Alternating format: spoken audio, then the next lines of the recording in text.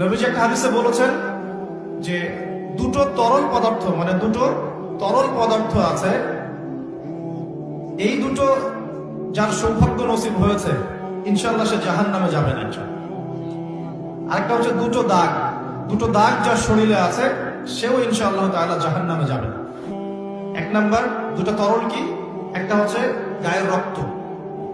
যে ব্যক্তি আল্লাহ পাকের দ্বীনের জন্য রক্ত দিয়েছে, আল্লাহ পাকের দ্বীনের জন্য, দুনিয়ার জন্য না, আল্লাহর দ্বীন প্রতিষ্ঠার জন্য যে সংগ্রাম করেছে, রক্ত ঝরেছে, এই যে রক্তের ফোঁটা মাটিতে পড়ার আগেই তার সমস্ত গুনাহ মাফ করে দেওয়া। যেমন উহুদের যুদ্ধে সাহাবীরা যুদ্ধ করেছেন না, বদরের যুদ্ধে সাহাবীরা যুদ্ধ করেছেন না, তাদের রক্তের ফোঁটা মাটিতে পড়ার আগেই সমস্ত গুনাহ আল্লাহ মাফ করে দিয়েছে। আরেকটা তরল পদার্থ হচ্ছে অশ্রু, চোখের পানি। এই চোখের পানি যে ব্যক্তি আল্লাহকে স্মরণ করে গোপনে, নীরবে, নিভৃতে আল্লাহকে স্মরণ করে কান্না